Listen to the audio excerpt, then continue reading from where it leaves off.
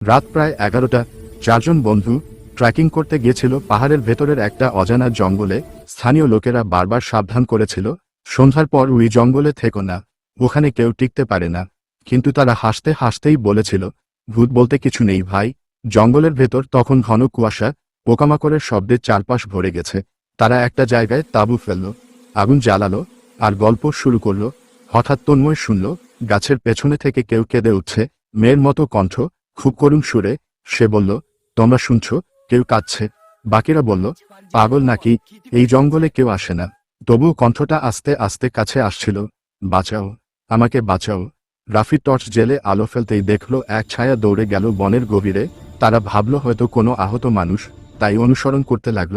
কিন্তু যত ভেতরে গেল, বাতাস ঠান্ডা হয়ে গেল, পাখিরা চুপ, আগুনের আলো দূরে হারিয়ে গেল।